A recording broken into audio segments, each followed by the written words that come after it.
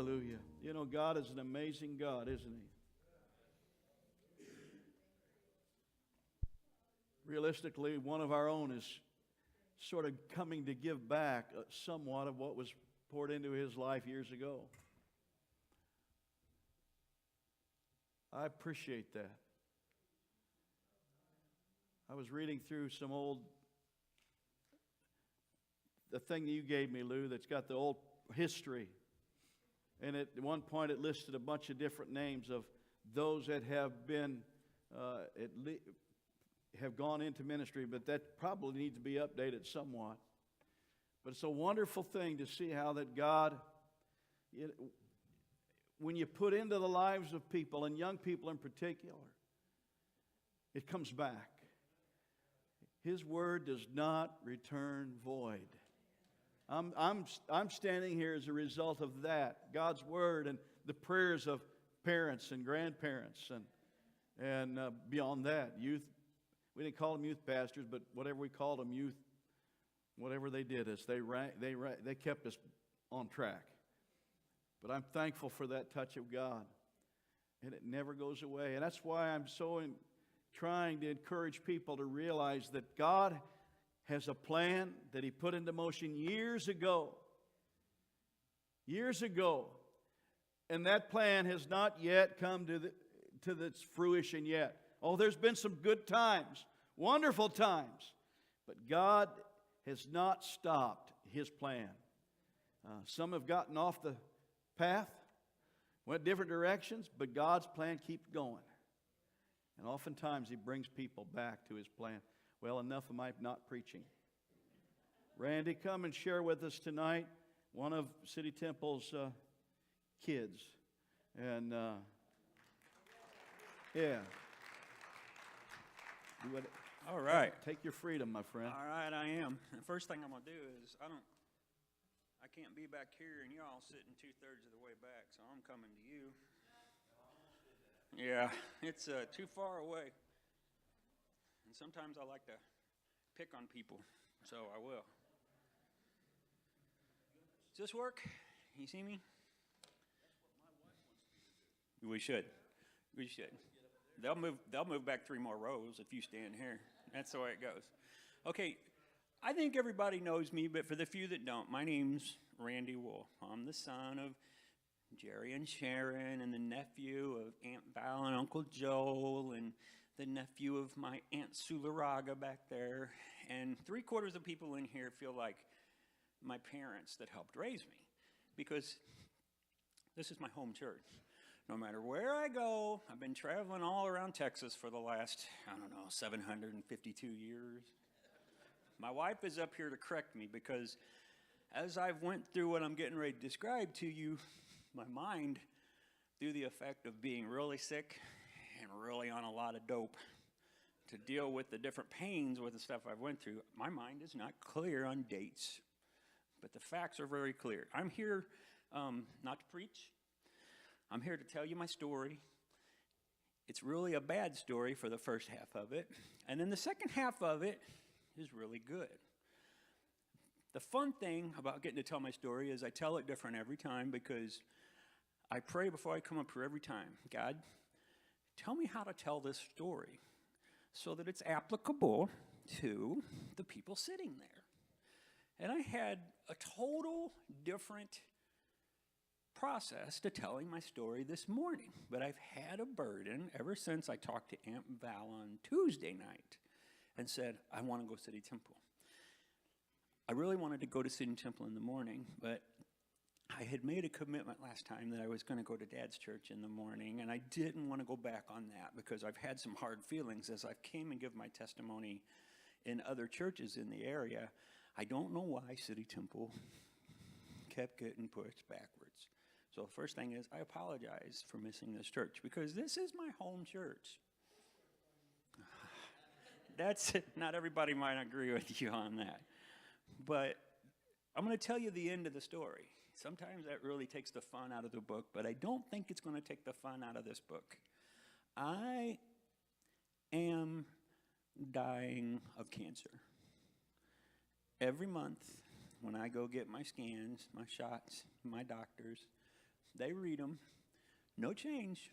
You still have all the ailments that I'll go through in a minute. You still do not have much hope for long distance. I try to get an answer out of him every time, but he typically says, let's just plan for 60 days at a time, because the health issues you have typically give you about 60 days to live. I've tried, like, what do you think? Should I buy a house? Do you think I'll live long enough to buy a house? I don't even know if you'll live to closing, much less buying a house. I want you to remember, my doctor, my most favorite doctor in the world, he's been my oncologist for 3 years. I think has a large part of man's part of keeping me alive. Dr. Mohammed Beg. He's a Muslim. He's not afraid to tell it. I'm not afraid to tell him I'm a Christian. I've told this man that God's healed me, and on more than one occasions he says, keep praying to whoever you're praying to, because it's working. So let's go back. I'm going to start my story. Let's start the sad part. In the summer of 2014, sure it was, I weighed 330 pounds. And you all have seen me weighing 330 pounds. I'm a big little fella, you know?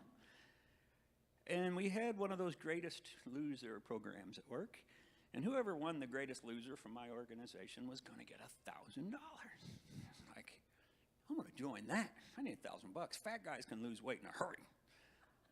So I got on there, and I lost 19 pounds in like about 3 months, and I was happy with that, but I didn't come close to the biggest winner, because some of them went on running and exercising, and 320-pound people typically don't run and exercise, and I sure didn't run and exercise.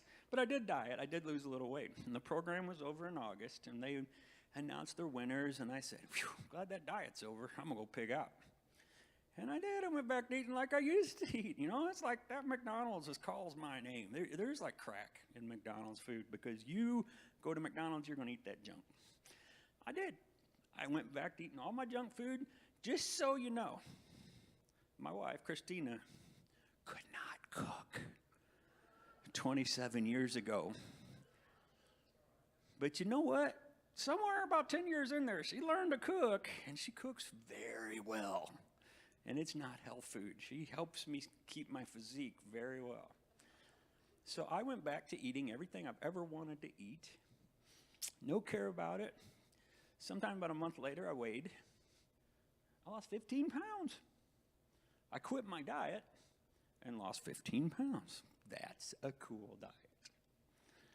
Go another month, pigging out like, not care about my weight. Wait again, about a month later, I lost 10 pounds. This is the most fantastic diet in the world. Get to late in the year, November. I'm still slowly losing weight. A couple pounds here and there, a couple pounds here and there. Maybe like 40 pounds by the very end of 2014. That's when you start getting worried, because I was starting to feel tired. I didn't want to get up and go to work. Not that you want to go to work, but this was more. This was a physical, I don't want to get out of bed and go to work. So let's go to the doctor. I go to the doctor. They do blood work. You got stuff kind of all over the place, but nothing really pointing to nothing. Let's go see some specialists. So if you've ever been to upper GIs, lower GIs, proctology exams, all the good, exciting stuff that they can go through to find something, they didn't find anything. I went all the way into January of 2015 with no idea why I was sick. So they all got together and said, we're going to have to get a little closer to look into your body, because I was starting to get reflux and burning my esophagus and just all kinds of trouble with foods. So we went and saw a stomach specialist, and they did an endoscope down my throat, and they got down there, and it just went right through the side of my stomach, which is, I've had a stomach bypass to lose weight back in 2000, and a part of that process is, in that era, was they take your stomach and they make a little pouch and they just close off the rest of your stomach over there. But in my case, sometime down the way, a hole had opened up in there. And they said, we found all your problems. You got a hole. We're going to need to go in there and close that hole. So on April 22nd, 2000, it's a little tough. 2015, I get to the hospital. I got a couple friends with me. This is major surgery. This isn't a couple hours. This is going to be an 8 to 10 hour surgery. They're going to completely overhaul my stomach, my esophagus, my lower intestine. And I put out at about 10:30 in the morning and expecting to wake up about 7 or 8 o'clock at night. And I woke up, and the first thing, the clearest memory I have waking up is looking at the clock and seeing 1 p.m. in the afternoon. And it's like, surgery couldn't go. They had warned me that maybe they couldn't get it all done. Once they got in there, they'd have to maybe do it a different way. But they got in there, and as my mind cleared from the fog, I started realizing that my room is full of people. Chris is in there. Our best friend, her girlfriend is in there. My pastor's in there. My pastor's wife's in there. My best friend from work, who wasn't even there at the hospital when I went in for surgery, is in the room. A couple doctors, a nurse, and my surgeon, the lady that was going to do the surgery. And everybody's looking around, and if you know me, there's never a serious, solemn moment in your life. There's a joke about everything. And I thought I told a joke. I don't remember now because it was the other things that happened. And my surgeon comes up to me, a lady. She says, we need to explain something that happened during the surgery. I said, okay, I'm going to hear that you couldn't do the surgery and we're going to have to do it again someday. While we was trying to put the laparoscopes in at the lower part of your stomach, down here, we ran into your liver. It's like, okay, I don't know enough about anatomy for that to scare me when she said that. She said, we tried to put another endoscope in the middle. We ran into your liver. It's like, is that odd? And she said, we've taken a look, and we see that your liver has taken over about half of your abdomen. It's really hard. We knew that side of my stomach was hard for some reason. And your liver is completely a large mass of tumors. We've taken 12 biopsies. We got a couple hours before we get the results back from the biopsies, but it's definitely cancerous. I guarantee you it's malignant, and we're going to have to start thinking about how are we going to deal with your liver cancer. Okay, I don't know. It didn't scare me yet. I had a feeling at that stage on April 22nd, 2015, that I was going to be okay, not spiritually. I raised in church. I've sat in these, not these particular pews, but plenty of nice long red pews in this church for a long time. Red carpet, if I remember right. But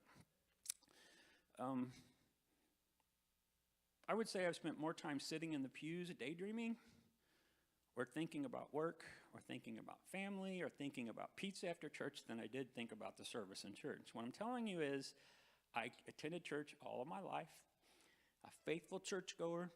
I had been touched by God a few times, but in my later adult life, it was a habit, it was a routine, and it wasn't even a very good routine at this point in my life. I was not where I was supposed to be with God. I was not saved. I was going through the motions. I was sitting in church, doing everything I could, letting people see me be the Christian that I wasn't. Flash forward a couple weeks later, we got assigned to my oncology group. Dr. Mohammed Bag, first time I met him, and it wasn't just him, but when they brought me in that time, this was after all of my scope results came back, and the head of the oncology of University of Texas's Cancer Center, which is the top 3 in the country, has taken on my case personally. That's not good news. So we looked at my liver results, came back with 38 major tumors, and a major tumor is any tumor bigger than a silver dollar, meaning they can see it with the simplest of scans. And then as they go in and use the better scans, the PET scans, the MRIs, CTs, they can see smaller tumors. I had 38 major tumors, uncountable minor tumors, well over 100. My liver had gotten so expanded with cancer and tumors that it pinched my right kidney off and smashed it flat, made it stop working. that was some of the effects that I was feeling in December. You know, the pieces of my body weren't working together like they're supposed to. So I got that news. And unfortunately, when you go to an oncologist and they read you those kind of news and they finish but, you never want to hear but in an oncologist office. We found something else. Okay, give it to me. I can take it. You have liver cancer, but it's a secondary cancer to what actually caused it. You have stage 4 neuroendocrine pancreatic cancer.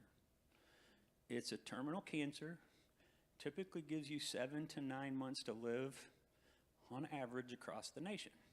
This is the spring of 2015. Okay, what do we do now? Well, your liver is so failed, we aren't even going to care about your pancreas at this time. We are just going to try to get your liver working because it was failing. It was near failure in June of 2015. We're going to try to do anything we can to get your liver working. If we can get your liver working, then we'll see if we can give you another 7 months with your pancreas. But right now, that's a waste of our efforts because we need to keep you alive with your liver. The goofiest thing, somebody's sitting there telling me that I've got 2 cancers, and the better one is going to give me 7 months to live. And I still did not say, hey, God, want to help me out here? I did. I said it. Didn't mean it. I didn't mean it. You gotta give your heart and your life to God. And then you ask God to give you things, to help you with things. Now, I know for a fact, don't take that wrong. I'm saying from my life, that's the way it worked. There's many instances where God has healed people who didn't even ask for the healing. Somebody was praying for them, and God can answer my prayers for my sons and daughter just as quick as he will answer their prayers. He's faithful to us at all times. We left that appointment in May of 2015 with another appointment in June of 2015. Went back June 2015, another set of scans, another set of results. Yep, it's exactly like we said. This is terminal. Your liver has taken a much worse turn. There's different levels of your liver failing. It can be jaundice, and then it goes to a fatal level of jaundice to where your blood starts getting so dirty that your brain can't function. And then you go to another step beyond that, which is truly terminal. Your blood is so dirty it can't even carry nutrients and oxygen to your blood. And then you can go a step beyond that. I got a step beyond that on July 2nd in 2015, and I was put in the hospital to die. I was in palliative care. They were keeping me company. We weren't telling the kids specifically what it was, but they figured it out pretty easy. They knew things were really bad by looking at me. Oh, I missed a piece. When I went back in June, I got another but. So yeah, your pancreas is in bad shape and your liver's in bad shape. But guess what we found? Yay, I have lymph cancer. The lymph nodes behind my stomach are cancerous with early stage of lymphoma. But we found more. You have bone cancer. Your tailbone, your right hip, your spinal column, your right shoulder blade, and some of your ribs are showing advanced bone cancer. I know that to be true because over the last year and a half, 3 of my ribs are broken and just floating around. My 2 lower ribs here are just floating in my abdomen. I've got 1 rib over here floating in my abdomen. I'm in the hospital July of 2015 to be held comfortable while I die.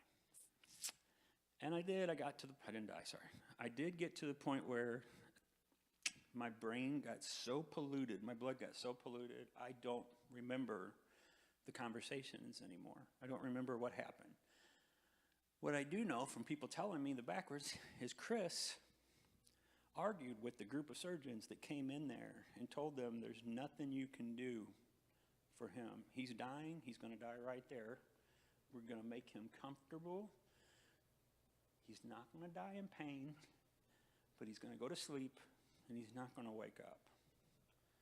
And I don't even remember this. I was already that bad. They came in. Chris was there. They said, we can't do it. But if there was a certain condition, MD Anderson had just started using heart stents. And your bile ducts coming out of your liver, they go up through your intestine and put a bile duct right through the tumors that are blocking the tubes coming out of your liver. And we might get a little bit of work. We might get your liver to drain just a little bit to get you out of a fatal level with your liver failure. But I'm sorry, we can't do it for him because he's had a stomach bypass and we cannot get to that part of his intestines. It's bypassed. It's not a surgery that can be done externally because I wouldn't survive the incision and the septic shock from opening my intestines. It had to go through a scope. Chris argued with these doctors and told them that during my endoscope, they had accidentally got into my old part of my intestines through a hole that wasn't supposed to be there between my two stomachs. We ain't gonna do it. So I guess the next morning, one of those doctors came back and said, I'm gonna give it a try. They did. They give it a try. Went in through a hole that wasn't supposed to be there. So I don't know if you call God 7 years ago, 8 years ago, allowed for me to be healed that day to keep from dying, that hole in my stomach. I believe God put a hole there so that man's beliefs would be wrong. And what God's promise was to my family that I was not dying that day, they did the surgery, and they did. They got one stent in through a bile duct, and I was alive the next day. And I was alive the next day. 3 days down the road, my bilirubin's shrinking just a little. You know, I went from like 28 to 26. A couple days later, 25. A couple days later, my mind's coming back. I'm awake. My liver's a little bit working with one bile duct and all those tumors in there. It kept working. I actually went home at the end of July. I can't even tell you how sick I am. All these different chemos and medicines. I truly believe that chemo is worse than being sick.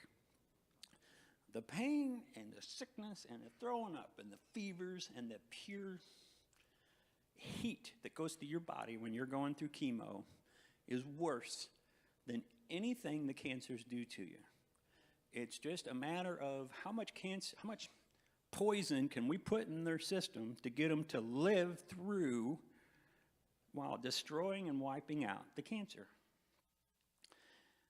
So I went through for the next year all of the medicines and the pain and the misery and a really bad year, 2016.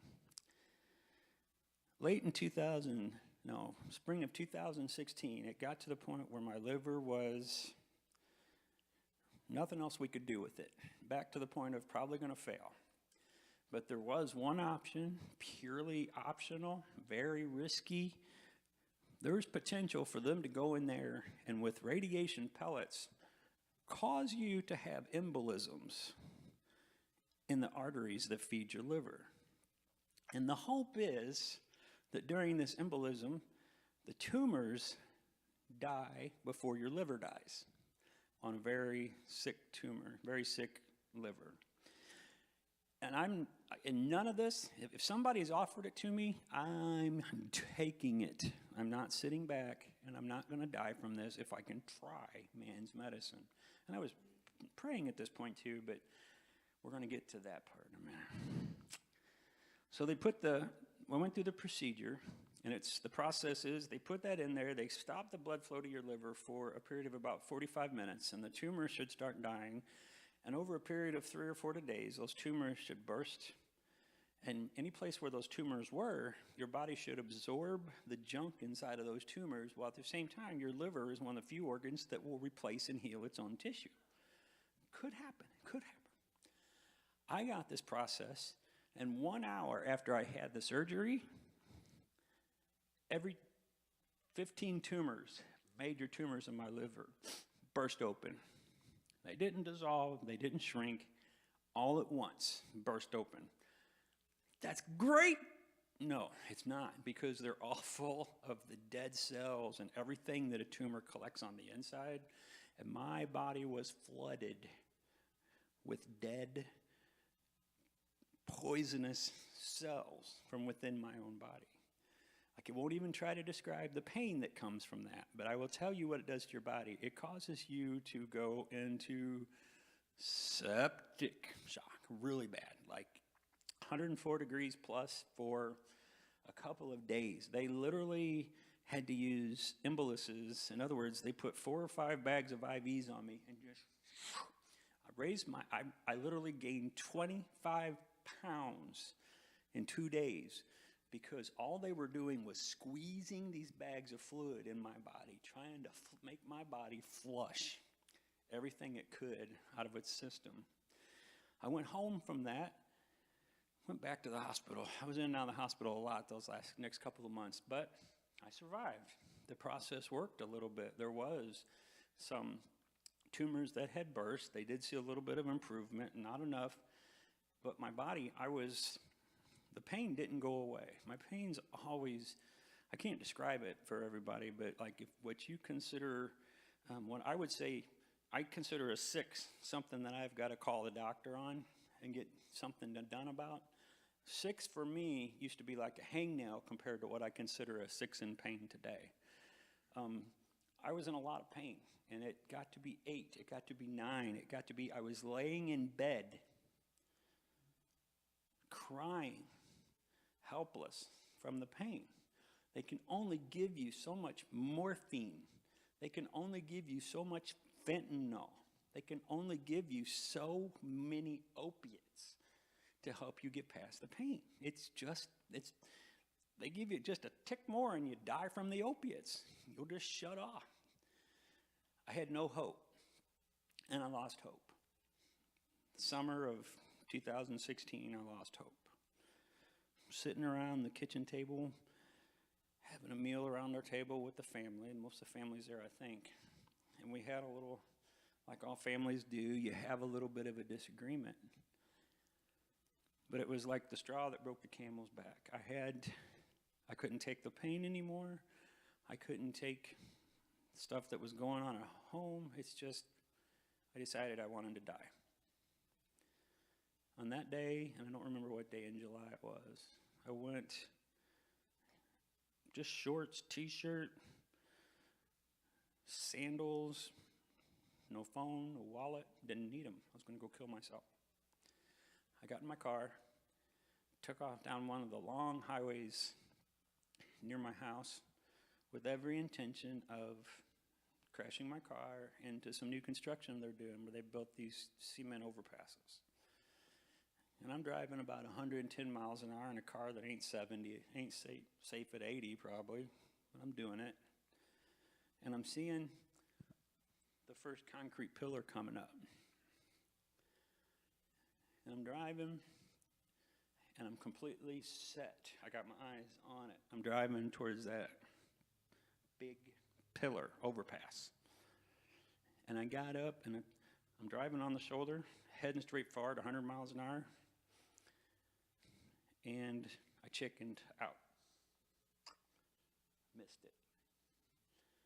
But I told myself I'm going to get the next one. I'm not going to chicken out. Floored it again. Got up well over 100 miles an hour, heading for this pillar. Got there, and I swear somebody grabbed my hand. And I missed it that close. And I went to the next one. You're a coward. I missed it. Didn't hit it.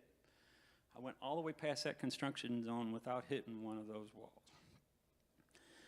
So I said, okay, you're the biggest coward in the world.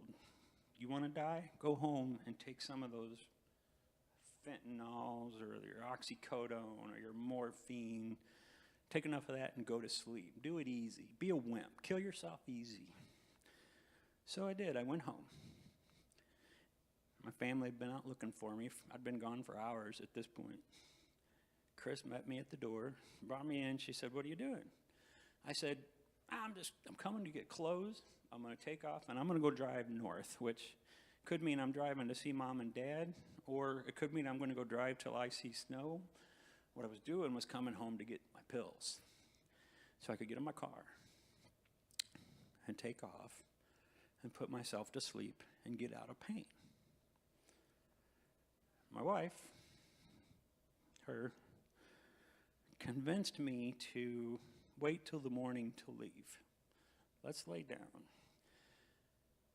And she basically wrestled me into the bed and wrapped herself around me that night and kept me in bed and told me that we would call the doctor the next morning and we would go to that doctor's office and we would demand that they do something else to manage this pain. And I said, okay. We did. We got up, took my time, still had every intention of ending my life, but we went to see my doctor. And if you ever been to an oncology center, you don't walk straight into a doctor's office. You go through and you wait a couple hours while you get your blood work, and then you wait a couple hours to see your oncologist, and then you wait a couple hours while you go get your chemo. It's a wonderful afternoon. Y'all should try it sometime. Today, I walked straight past the receptionist desk, straight into my oncologist office, and he's in there waiting for me, along with a nurse, and I think there was a couple guys hanging around, just chilling. How you doing? I'm doing fine. Well, Chris said, right there, I said, oh, Chris has talked to you already? Chris said that you're having feelings of suicidal feelings, and what can we do about that? And I said, I don't know, can you make my pain go away? And he said, I think we can, if you'd be willing to go to the hospital again. I live there, might as well spend some more time there. Why don't you go in the hospital and we'll try to deal with this issue for you. As soon as I did, the two guys hanging around became my best buddies because they were there to put me for a psychiatric hold for suicide. And I was in the hospital for at least a week, 24-hour care, somebody sitting in my room watching me, in a room with nothing that you could have injured yourself at, feeling like you're the biggest failure you could ever be in your life. They say you got to reach bottom before you can find a hole, before you find your way to start moving up sometimes. And that was my bottom. Because during that trip, one of my very good friends, been a lifelong friend since he was old enough to be considered my friend, Kevin Wilson, Pastor Kevin from Maryville, showed up. And he sat with me for the week. He didn't come to preach to me. He came just to be with me as my friend. But he was tweaking me a little bit. Hey, have you prayed to God? Yeah, I prayed to God, Kevin. I got it. Don't worry about it. You sure you have? Okay, yeah, okay. Then we talk sports, we talk hockey, we talk baseball, Cardinals, the Rams, talk about something. A whole week goes by, and they decide that I'm not suicidal. They've given me a little more medicine, which I didn't really need, but I had it.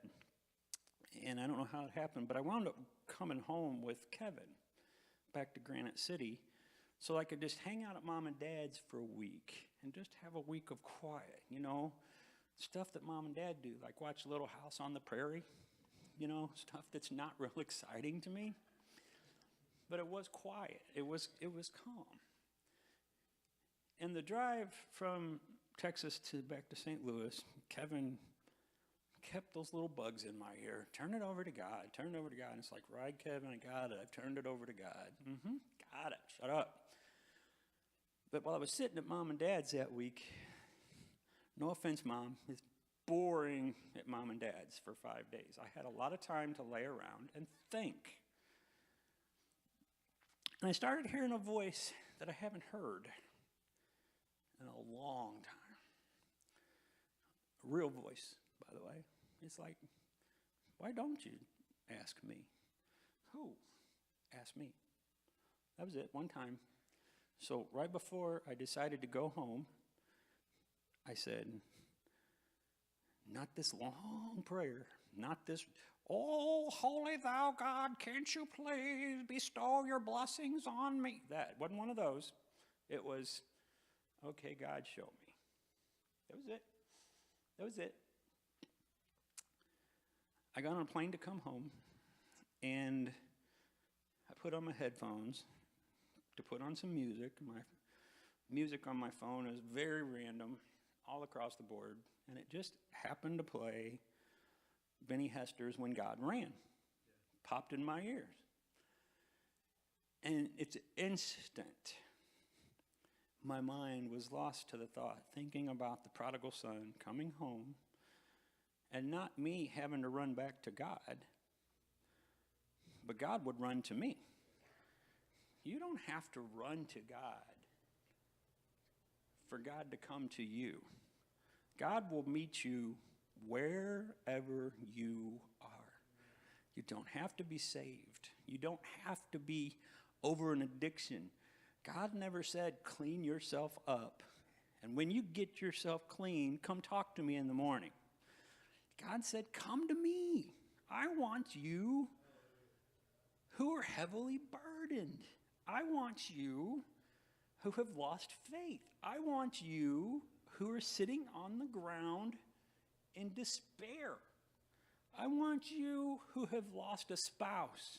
I want you who are seeing somebody dying. I want you who are dying to just trust me to come to you. I don't need a show.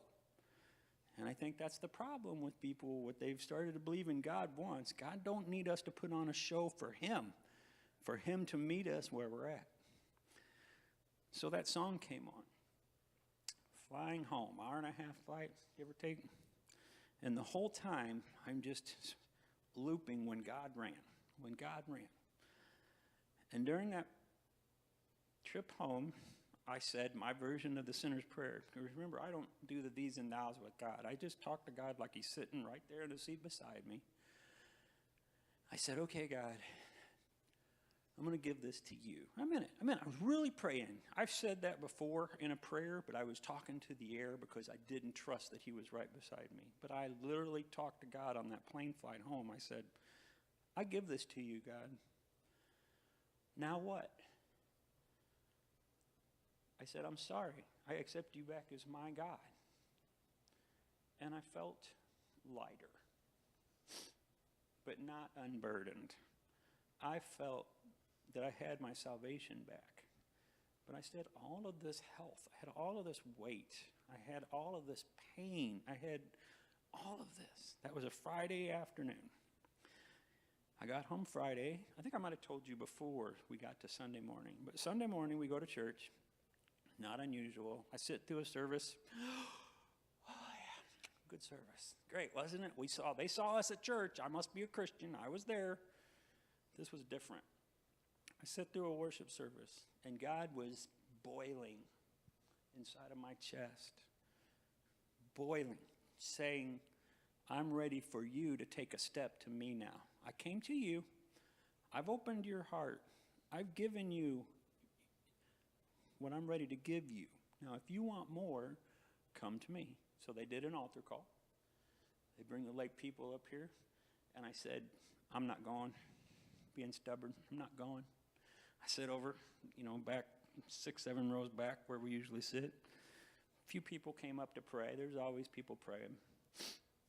Get your tail out of that seat right now and go to the front. No, I don't want to. I don't want to. I don't want to go up front. They're going to look at me. I don't want them to look at me. It didn't work. I didn't resist it. I stood up. And as soon as I stood up, it's like I stood up into a cascade of hot water. I'm not making this up. If you could see how hard my skin is standing up on end right now, I am telling you, I felt hot water pouring on top of me. I broke a sweat before I got to this altar. When that lady laid her hands on me in that church, I lost weight. I physically felt that I lost weight out of my abdomen.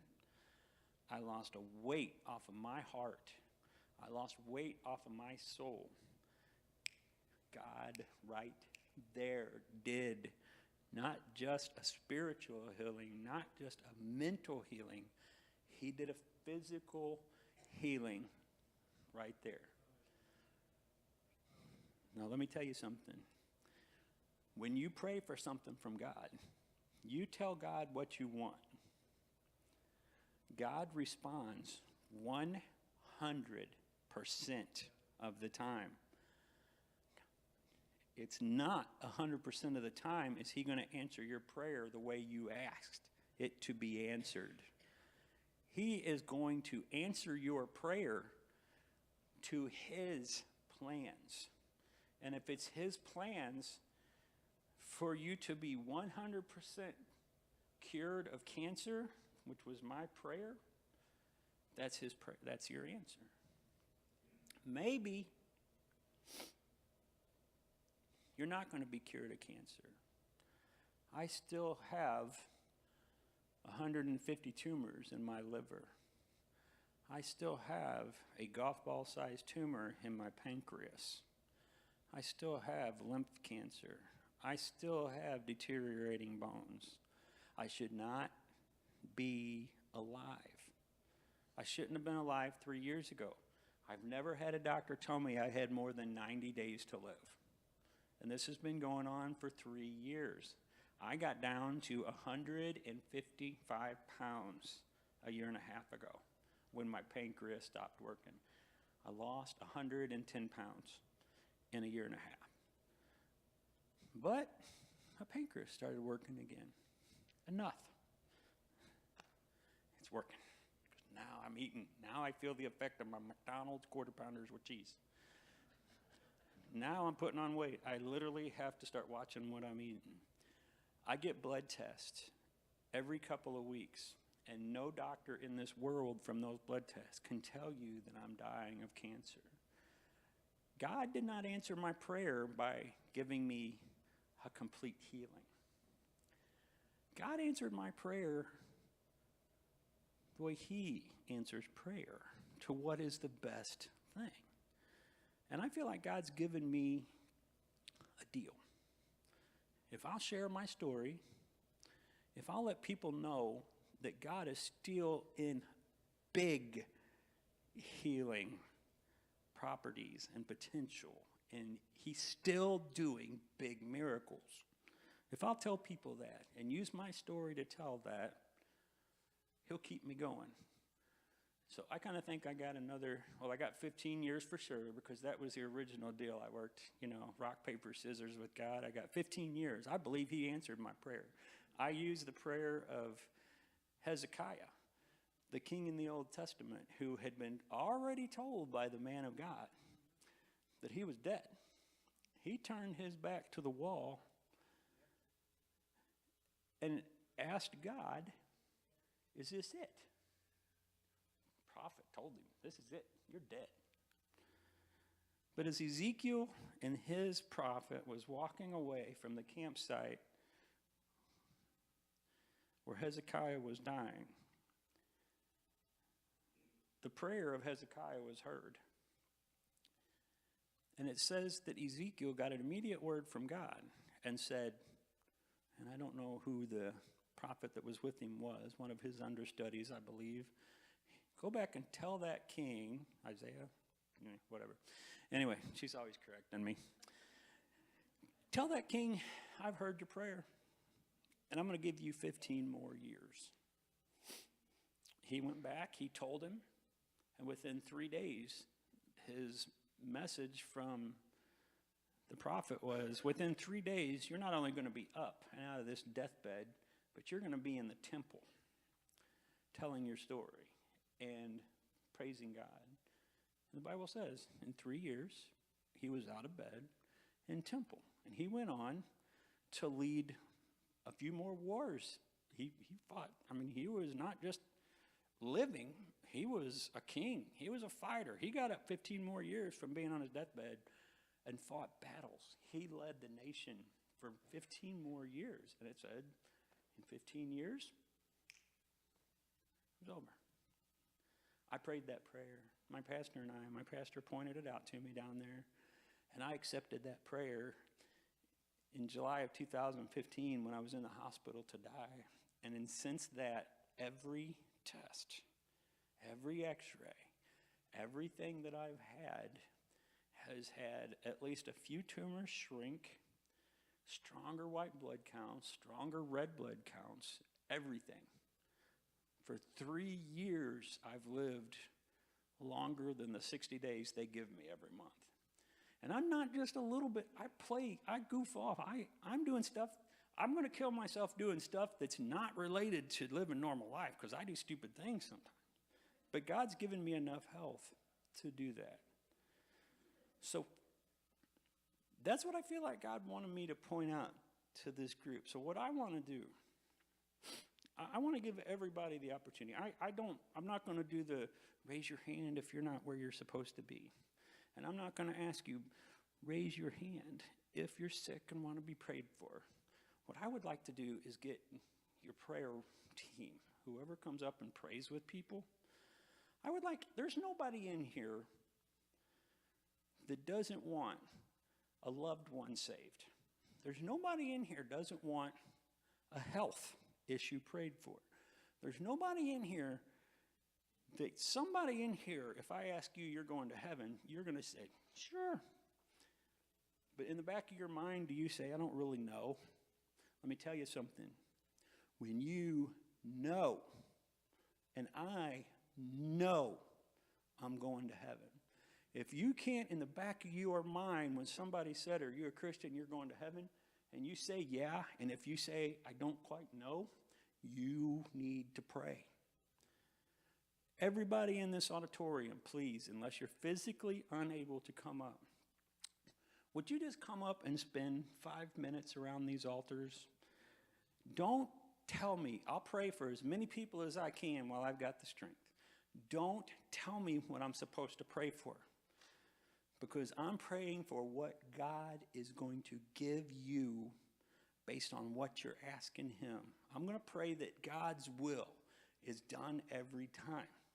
If you're missing an arm, you pray that God replaces that arm. I'm going to pray that God's will for whatever it is with that arm happens, because it may not be what you want. A lot of times it's not what you want, but it's what God knows you need. And if God meets your needs, you're going to have everything you want down the road, somewhere down the road. So that's kind of the way I'd like to do my altar call. I'd like to just come forward. If you don't want to come forward, don't do it. But just come up here, spend 5 minutes in prayer. And we'll work around. Maybe we'll try to pray for you. I apologize, but I hug people when I pray for them. I don't just lay hands on them. So I'm not for sure about my deodorant situation, but you all just come on up.